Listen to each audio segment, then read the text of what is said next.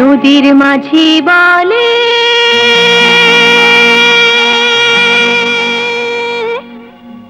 এসো নবী, মাঠের কবি বলে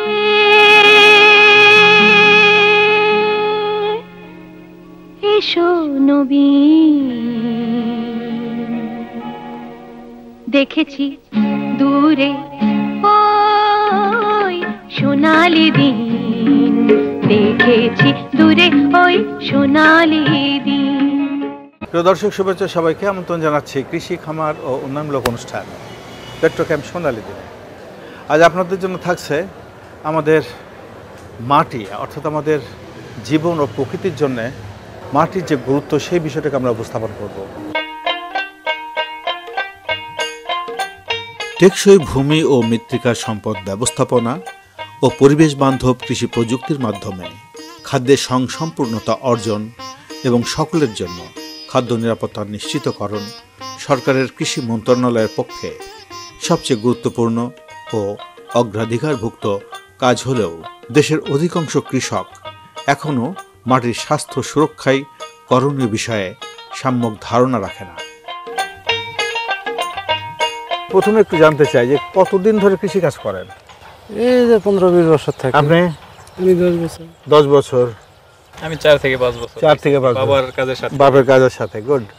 আমাদের তো অনেক সার ব্যবহার করতে হয় না? হ্যাঁ। আমাদের কি এই যে ধান চাষ বা যে কোনো ফসল উৎপাদন করতে গেলে যে টাকাটা খরচ হয় তার মধ্যে সার একটা।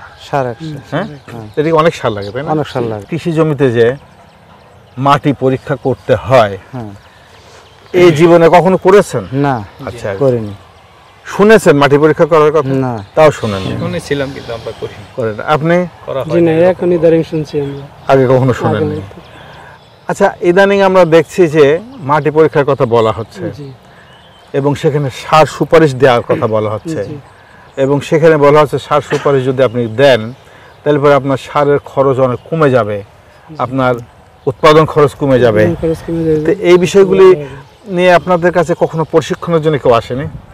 এমনি অনেক সময় সরকারি লোক যে বলতে মানে সার এইভাবে দিয়ে কৃষক গুরুত্ব দিত না, আমরা এত গুরুত্ব দিতাম না। আচ্ছা আচ্ছা আচ্ছা, আমরা বলতাম যত সার দেব তত ফসল আসবে, এটা আপনারা আমাদের ধারণা ছিল। মৃত্তিকা সম্পদ উন্নয়ন ইনস্টিটিউট সীমিত জনবল ও অপর্যাপ্ত অবকাঠামো ব্যবস্থাপনায় মৃত্তিকা জরিপ তথ্যের সঠিক ব্যবহার বিষয়ে কৃষি সম্প্রসারণ ও গবেষণা কর্মীকে প্রশিক্ষণ প্রদান, বিভিন্ন কৃষি বিষয়ক শিক্ষা প্রতিষ্ঠানের শিক্ষার্থীকে মৃত্তিকার প্রশিক্ষণ প্রদান করে যাচ্ছে। আজকে আমরা এসেছি কেরানীগঞ্জে। এখানে মাঠে কৃষক ভাইরা রয়েছেন, মৃত্তিকা সম্পদ উন্নয়ন ইনস্টিটিউটের কর্মকর্তারা রয়েছেন। তারা আজকে মাটির নমুনা কিভাবে সংগ্রহ করে পরীক্ষাগারে, মানে SRDR যে পরীক্ষাগার রয়েছে মৃত্তিকা সম্পদ উন্নয়ন ইনস্টিটিউট, সেখানে কীভাবে পাঠাবেন সেটা একটু হাতে কলমে শেখানোর জন্য এখানে জড়ো হয়েছেন। আমরাও তাদের সাথে শরিক হয়েছি। আমরা একটু দেখব কিভাবে মাটি সংগ্রহ করে ল্যাবরেটরিতে পরীক্ষার জন্য পাঠানো হয় এবং এখানে কর্মকর্তা রয়েছেন। আমি আপনার কাছে একটু প্রথমে জানি যে এই কার্যক্রমটা আপনারা কিভাবে করছেন, মাটি এই যে সংগ্রহটা, সেই পদ্ধতিটা যদি আমাকে একটু বলেন। আমার জমিটা পরিমাণ যেটাই হয়ে থাকুক, জমিটা যদি আসলে একই সমতলে থাকে, যেমন আমার জমিটা যদি অনেক বড় একটা জমি, সেটা যদি এমন হয় জমির একটা অংশে পানি জমে আরেকটা অংশে পানি জমে না, সেই ক্ষেত্রে একই জমিকে আমাকে 2টা প্লট হিসেবে ধরতে হবে। আচ্ছা। আর জমিটা যদি মোটামুটি একই সমতলের হয় তাহলে পুরো জমিটাকেই আমি মোটামুটি একটা প্লট হিসেবেই বিবেচনা করব।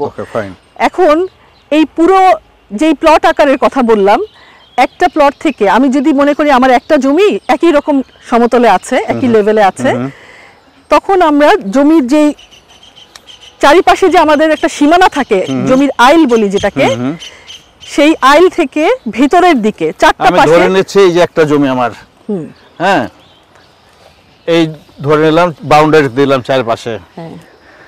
এখন আপনি বলেন এই জমিতে আমরা কোথা থেকে কিভাবে মাটি নিব? আচ্ছা, আমার জমির একটা সীমানা যদি মেইন যেটা বাউন্ডারি, যেটাকে আমি আইল বলি, একই সমতলের, হ্যাঁ, তখন আমি প্রত্যেকটা পাশ থেকে, সীমানার প্রত্যেকটা পাশ থেকে 4 থেকে 6 হাত জায়গা অথবা 2 থেকে 3 মিটার জায়গা ভিতরে সরে আসবো।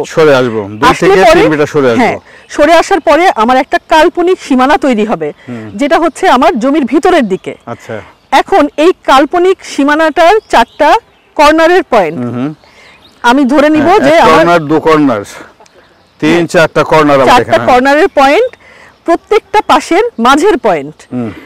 তাহলে আমার আরো 4টা পয়েন্ট পাওয়া গেল, এবং এই মাঝের পয়েন্টের সাথে এই পাশের মাঝের পয়েন্টকে যোগ করলে, আবার এই মাঝের পয়েন্টের থেকে এই মাঝের পয়েন্ট যোগ করলে মাঝখানে একটা ক্রস পয়েন্ট হয়। আচ্ছা, এই যে মাঝের একটা ক্রস পয়েন্ট, এটা সহ আমার টোটাল পয়েন্টের সংখ্যা হচ্ছে 9টা। আচ্ছা, 4টা কর্নার পয়েন্ট, প্রত্যেক পাশের মাঝের পয়েন্ট, এবং একদম 2টা মাঝের পয়েন্ট যোগ করলে, আবার এই পাশে মাঝের পয়েন্ট যোগ করলে যে ক্রস পয়েন্টটা হয়, ওই পয়েন্টটা সহ আমাদের টোটাল পয়েন্ট আসে 9টা। এই 9টা পয়েন্ট থেকেই মূলত আমাদেরকে মাটি সংগ্রহ করতে হয়। এই মাটি সংগ্রহ করার একটা নির্দিষ্ট নিয়ম আছে, প্রত্যেকটা জায়গায় প্রত্যেকটা পয়েন্ট থেকে একই নিয়ম অনুসরণ করে মাটি সংগ্রহ করতে হয়। এখন আমাদের আসলে যদি আমি সরেজমিনে দেখাই সেটা সবচেয়ে ভালো হয়। দেখান একটু কিভাবে দেখাবেন। আমি একটু সহকর্মী সহায়তা নিচ্ছি। কোদাল দিয়ে সাপোজ আমার একটা পয়েন্ট এইখানে, প্রথম একটা কোপ দিয়ে মাটি এই পাশ থেকে একটা কোপ দিব, পরে ওই উল্টা দিকে ঘুরে আরেকটা কোপ দিব। এই আমরা ধরে নিই আমাদের কোদালের যেই গভীরতা, মানে কোদালটা যতটুকু গভীরে ঢুকতে পারে ও একটু কম গভীরেই আসলে কোপটা দিয়েছে। একটু বেশি করে কোপ দিলে আমরা ধরে নেই যে মূলত এটা 5 থেকে 6 ইঞ্চি পর্যন্ত, হ্যাঁ, যেটা আমরা মাটির উপরি স্তর বলে বিবেচনা করি। সেই মাটির উপরি স্তর আমরা যদি এমন হয় যেটা ধানের জমিতে দীর্ঘদিন ধান চাষ করতে করতে দেখা যায় যে মাটির উপরি স্তরের নিচের দিকে একটা শক্ত লেয়ার তৈরি হয়, ওই যে প্লাউ প্যান বলে বা কর্ষণ তল বলে। এখন আমাদের ওই প্লাউ প্যান পর্যন্ত যাব, যে আমরা অতটুকু আসলে গভীর চিন্তা করব গর্তটা করার ক্ষেত্রে। দুই পাশ থেকে যখন একটা ভি আকৃতির, আর একটু ভালো করে গভীরে করে দেখাও, একটা ভি করেন, একটা ভি এই পাশ থেকে দাও, সরিয়ে ফেলো, হ্যাঁ, এইবার এই পাশ থেকে এসে আরেকটা করো, হ্যাঁ, মোটামুটি দুই পাশ থেকে এরকম কোনা করে যখন একটা অংশ সরিয়ে নেওয়া হলো, এরপরের কাজ হচ্ছে আমার আরেকটা অংশ থেকে একটা, আমাদের বেলচা থাকলে ভালো হতো, এখন একটা পাশ থেকে একটা স্লাইস আকারে ঢুকিয়ে মাটির একটা চাকা বের করে আনবো এই গর্ত থেকে, হ্যাঁ, যে কোনো একটা পাশ থেকে নিব, যে কোনো একটা পাশ থেকে। আচ্ছা, এই যে বের হয়ে আসলো কেকের স্লাইসের মতন মাটিটা, ঝুরঝুরা অবস্থায় আসলে আমি ওই কাজটা করতে পারবো না, যেটা কেকের মতন স্লাইস হলে পারতাম। সেটা হচ্ছে আমি চাকাটাকে হাতে নিব, নিয়ে মানে পাশগুলোকে একটু হালকা মানে ছুরি দিয়ে ফেলে দিব, অথবা হাত দিয়ে একটু ফেলে দিব, দিয়ে ওই চাকাটাকে নিয়ে বালতিতে নিয়ে চলে আসবো।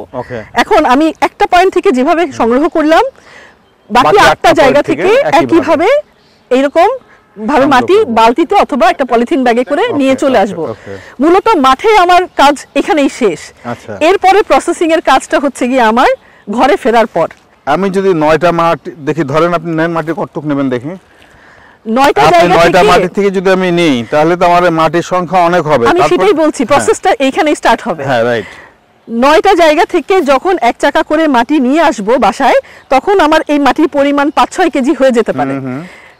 তখন আমাদের করণীয় হচ্ছে, প্রথম করণীয় হলো মাটিটা যদি ঝুরঝুরে অবস্থায় না থাকে, ভেজা কন্ডিশনে আমি যদি সংগ্রহ করি, সেই ক্ষেত্রে আমাকে মাটিটাকে হালকা শুকাতে হবে, এমন ভাবে শুকাতে হবে যাতে এরপর আমি হাত দিয়ে এটাকে ঝরঝরা মানে গুঁড়া করতে পারি।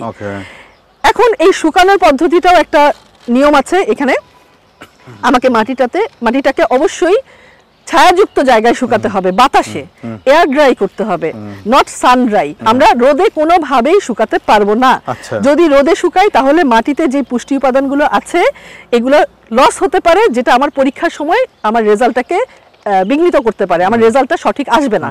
এজন্য আমি ছায়াযুক্ত জায়গায় শুকাবো।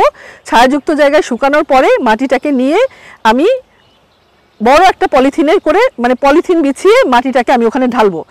ঢেলে আমি হাত দিয়ে সব জায়গার মাটিকে ঝরঝরা করে, একদম হাত দিয়ে যতটুকু 2 হাত দিয়ে মানে কোচলে আমি মাটিটাকে মোটামুটি একদম ঝুরঝুরা করে ফেলবো। এই ঝুরঝুরা করার সময় আমাকে একটা জিনিস খেয়াল রাখতে হবে, আমার দরকার হচ্ছে শুধু মাটি। মাটির সাথে যত ধরনের আবর্জনা টাইপের জিনিস চলে আসছে, যেমন ঘাস, লতা পাতা, শিকড়, ইট বা অন্য কোনো শামুক টামুক যা কিছু আসবে মাটি বাদে, সব কিছুকে আমি ঝেড়ে ঝেড়ে ওই পলিথিনের থেকে বাইরে বের করে ফেলে দিব। এখন আমার কাছে রইল শুধুমাত্র মাটি। এই মাটিটাকে আমি ভালো করে মিশিয়ে হাত দিয়ে একদম পলিথিনের মধ্যে বিছিয়ে দিব। বিছানোর পরে আমি একটা যোগ চিহ্নের মতন করে চিহ্ন আঁকবো, যাতে আমার এই যোগ চিহ্ন মানে হচ্ছে মাটিটা সমান মোটামুটি আনুমানিক 4টা ভাগ হয়। আনুমানিক 4 ভাগ করার পরে যে কোনো কোনাকুনি 2 দিকের মাটিকে আমি পলিথিন থেকে বের করে ফেলে দিব। এটা অবশ্যই সঠিক ভালোভাবে মিক্স করার পরে তারপরে মাটি যখন আমি 2 ভাগ ফেলে দিলাম, মানে যতটুকু এনেছিলাম তার মোটামুটি অর্ধেকটা ফেলে দিলাম। এরপরে মাটিটাকে আবার এই 2 ভাগের যেটুকু রয়ে গেল সেই মাটিটাকে ভালো করে মিশাবো, মিশিয়ে আবার বিছিয়ে দিব, সুন্দর করে বিছিয়ে আবার একটা যোগ চিহ্ন করব, করে কোনাকুনি যে কোনো দিকের কোনাকুনি 2 দিকের মাটিকে আমি আবার জমির এই পলিথিনের উপর থেকে ফেলে দেব। এই কাজটা ততক্ষণ পর্যন্ত আমি করব যতক্ষণ পর্যন্ত না আমার চোখে দেখায় মনে হয় মাটিটার পরিমাণ 500 গ্রাম বা আধা কেজি। আচ্ছা, আমার এই আধা কেজি হচ্ছে মাটির নমুনা। এইটাকেই আমি পলিথিনে সংরক্ষণ করে ল্যাবে নিয়ে যাব পরীক্ষার জন্য, নাম ঠিকানা লিখে। হ্যাঁ, কৃষকের আবাদি জমির মাটি পরীক্ষার জন্য সংগৃহীত মাটির নমুনা সংগ্রহ করে পলিথিন ব্যাগে ভরে চাষির নাম ঠিকানা ও তারিখ দিয়ে এই ধরনের ভ্রাম্যমাণ মাটি পরীক্ষা ল্যাবরেটরি ভ্যানে বা আঞ্চলিক স্থায়ী ল্যাবরেটরিতে পরীক্ষা করা যাবে। সাধারণত মাটির নমুনা জমা দেওয়ার 3 দিন পরে সার সুপারিশ কার্ড দেওয়া হয় চাষিদের। তো আগে আপনারা দেখলেন যে স্যাম্পল সংগ্রহ করে মাটির পরীক্ষার জন্য যে স্যাম্পল দরকার সেগুলো সংগ্রহ করে এইটা একটা ভ্রাম্যমাণ মৃত্তিকা গবেষণা ল্যাবরেটরি। এখানে আমাদের সায়েন্টিস্টরা রয়েছেন, তাদের কাছে এনে পৌঁছে দেওয়া হয়েছে এবং ওনারা কিন্তু এই ল্যাবরেটরিতে এগুলিকে পরীক্ষা নিরীক্ষা করার পরে এই কৃষকদেরকে সার সুপারিশ তারা দিবেন এবং সেখানে ফসল ভিত্তিক সার, মনে করেন যে একটি বছরের জন্য সেই যেই কটা ফসল উৎপাদন করবে সেই কটা লিস্ট তারা দিয়ে ওনাদের কাছে দিবেন এবং সেই মাটি পরীক্ষা করে ওনারা সেই ফসলের জন্য কোন ফসলের জন্য ওই 1 বছরের মধ্যে কী কী ফসল করবে, তার জন্য কী কী সার সুপারিশ দরকার প্রয়োজন হবে, সেই সুপারিশটা তারা দিয়ে দিবেন। তো সেই মাটি পরীক্ষাগারে আমরা আছি, আমরা একটুখানি জেনে নেব যে মাটি পরীক্ষাটা ওনারা কীভাবে করছেন। আমি প্রথমে একটু আপনার কাছে জানতে চাই যে একটু আগে আপনারা দেখলাম যে মাটি সংগ্রহ করলেন, এই প্রসেসটা যদি বলেন মাটি পরীক্ষার। এই গবেষণাগারে আমরা 50 জন বা 5 জন বেশি করতে পারবো। আচ্ছা, 3 দিন অবস্থান করে, এর বেশি করা সম্ভব না। এর বেশি আমরা তো 365 দিন করি, স্থায়ী গবেষণাগারে করি। আমরা এই যে কৃষকের নমুনাগুলো আমরা গ্রহণ করছি, গ্রহণ করে এখন আমাদের বিশ্লেষণের কাজটা শুরু করলাম। প্রথমে আমরা নমুনাগুলো শুকনো অবস্থা গ্রহণ করলাম। শুকনো অবস্থা নিয়ে প্রথমে কাজ হবে, আমরা এখানে করব কি ফসফরাস করব, পটাশিয়াম করব, সালফার করব, পিএইচ করব। 4টি উপাদান আমরা এখানে করব।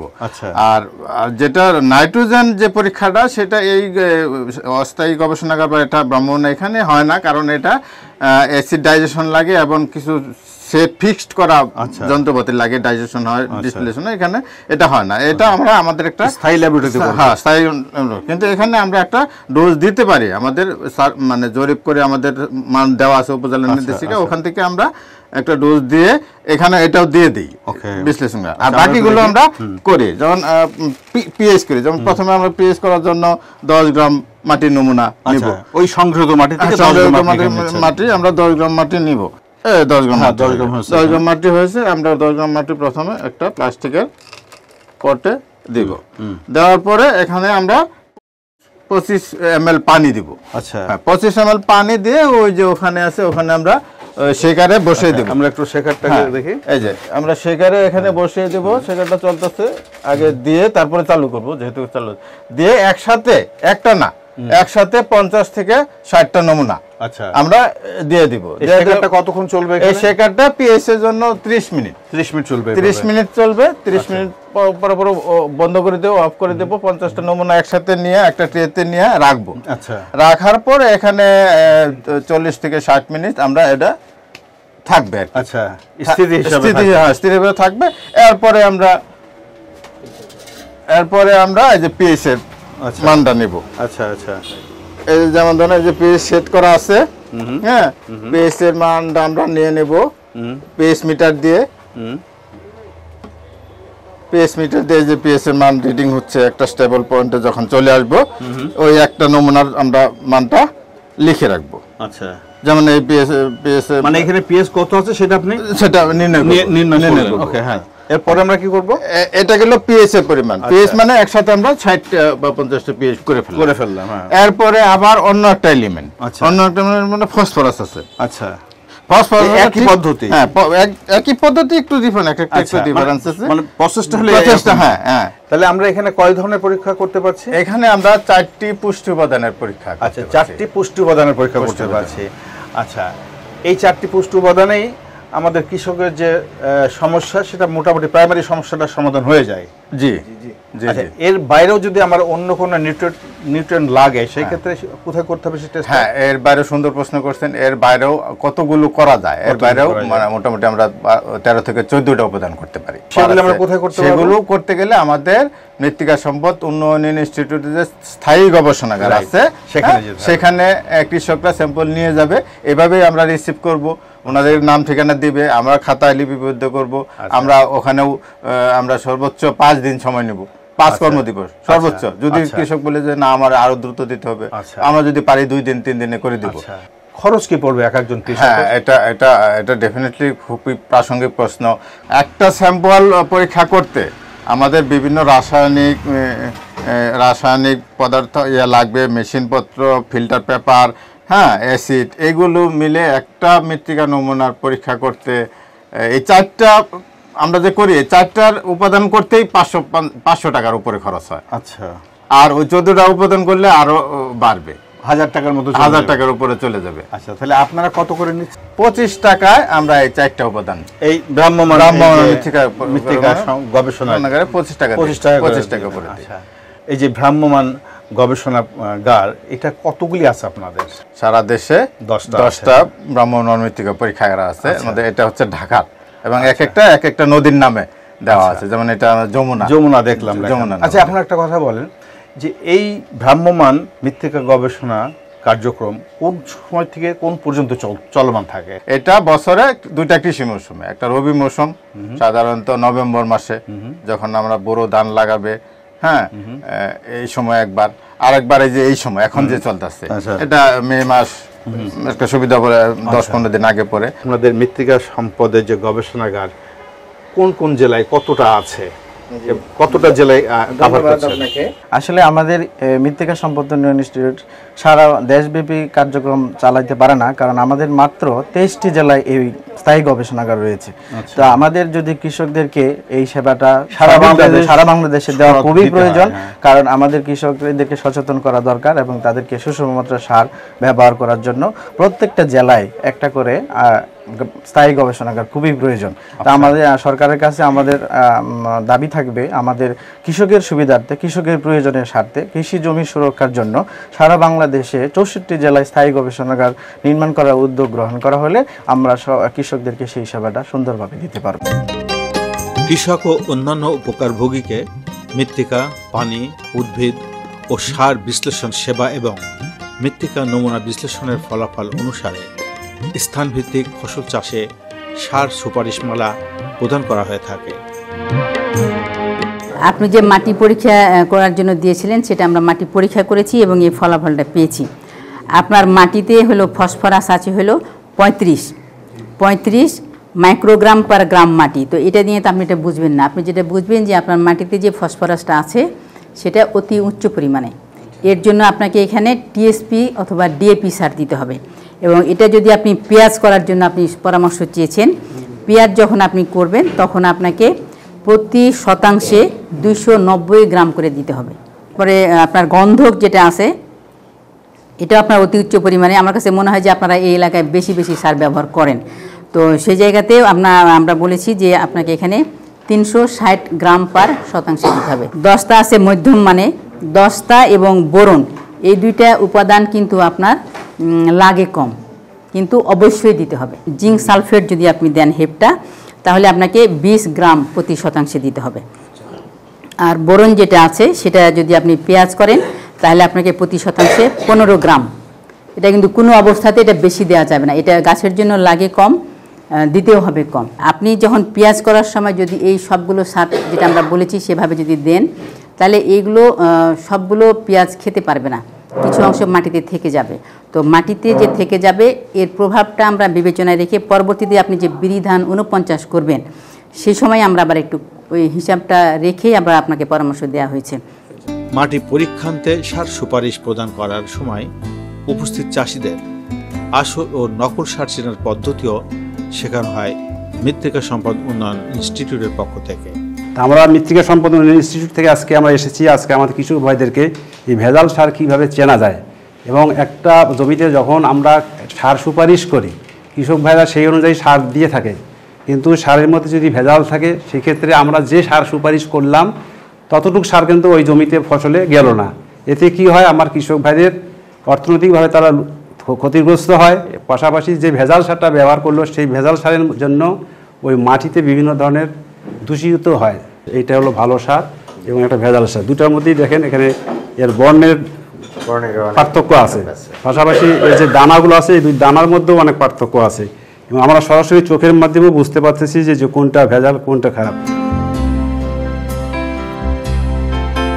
একটু পরে আপনারা রাখলে এটার মধ্যে তলানি, দুটোর মধ্যে তলানি পড়বে আর এটার ক্ষেত্রে দেখবেন যে উপরে একটা স্বর পড়বে রঙের একটা স্বর, এবং এটার ক্ষেত্রে কিন্তু উপরে নিচে সব ক্ষেত্রে কিন্তু একই রকম, এই যেটা ভালো সার। কেরানীগঞ্জের মাঠ ঘুরে দেখা যায় সার সুপারিশপ্রাপ্ত চাষিদের বোরো ধানের ফলন বেশ ভালো হয়েছে। অনুমান নির্ভর সার প্রয়োগ না করে রাসায়নিক সারের অপচয় রোধ হয়েছে, কৃষকের উৎপাদন খরচ কমেছে, ফলন ভালো হয়েছে।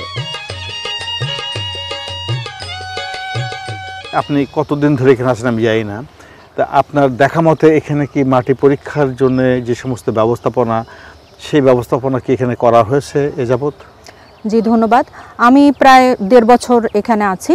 তো আমি এখানে আসার আগে থেকে যেমন আমাদের এখানে যেসব জায়গাতে সবজি হয় সেই সব জায়গাতে আমরা সাধারণত মাটি পরীক্ষাটা আমাদের ম্যান্ডেটরি, যে আমরা যে এরিয়াগুলোতে আমরা সবজি করি সেখানে আমাদের মাটি পরীক্ষা অবশ্যই করতে হয়। তো এছাড়াও আমাদের এই কৃষক, আমি প্রথমে আপনাকে বলেছি যেহেতু কমার্শিয়াল কৃষক, তারা চাইবে যে তাদের উৎপাদনটা একটু বেশি হোক, এ কারণে প্রায়ই আমাদের কাছে অনেক কৃষকই আসেন মাটি পরীক্ষার জন্য। তো আমরা মাঝে মধ্যে তাদেরকে এখান থেকেও আমরা বিভিন্ন প্রশিক্ষণে পাঠাই এবং আমাদের মৃত্তিকা যে ইনস্টিটিউট আছে, মৃত্তিকা উন্নয়ন ইনস্টিটিউট, সেখান থেকেও আমাদের ট্রেনিংয়ের জন্য আমাদের যারা আছেন তারা আসেন প্রায়, এবং ভ্রাম্যমান যে আমাদের মৃত্তিকা পরীক্ষা যেটা সেটা আমাদের এখানে প্রায়ই হয়। সার সুপারিশ যে কার্ড, সেই কার্ডটা কৃষকরা পেলে সেই মোতাবেক তারা সারটা প্রয়োগ করছে। জি জি। আচ্ছা, তাহলে সেখানে তো তার আর বেশি বাড়তি সার প্রয়োগ করার প্রয়োজন হচ্ছে না, সেখানে হয়তো ওখানে যে সুপারিশ যেটা করার সেই পরিমাণে সার তারা ব্যবহার করে। জি জি জি, তারা সেটাই করছে। আর পাশাপাশি গিয়ে দেখা যায় যে আসলে কৃষক তো তারা মনে করে যে একটু সারটা একটু বেশি দিলে হয়তো উৎপাদনটা আরেকটু বাড়বে। আমরা যদিও তাদেরকে কার্ড করে দিচ্ছি, কার্ড অনুযায়ী তাদেরকে আমরা পরামর্শ দিচ্ছি, এবং আমাদের প্রত্যেকটি ইউনিয়নে 3 জন করে উপসহকারী কৃষি কর্মকর্তা আছে, তারা সব সময়ই আমাদের কৃষকদের সাথে যোগাযোগ রাখছে। তারা সব সময় তাদেরকে কতটুকু সার ব্যবহার করবে, কতটুকু কীটনাশক ব্যবহার করবে, কি পরিমাণ জৈব সার ব্যবহার করবে, এবং ক্রপিং প্যাটার্ন যেটা আমাদের শস্য বিন্যাসটা কোনটার পর কোনটা করবে, কোনটা করলে তার লাভ হবে, উচ্চ মূল্য ফসল, এগুলো সম্পর্কে সবসময় পরামর্শ। প্রিয় দর্শক, আপনারা দেখছিলেন কৃষি, খামার ও উন্নয়নমূলক অনুষ্ঠান পেট্রোকেম সোনালী দিন। আজ এই পর্যন্ত, আগামী অনুষ্ঠান আবার দেখা হবে। সে পর্যন্ত ভালো থাকুন, সুস্থ থাকুন, আল্লাহ হাফেজ। দেখেছি দূরে ওই সোনালী দিন, দেখেছি দূরে ওই সোনালী দিন, নদীর মাঝি বলে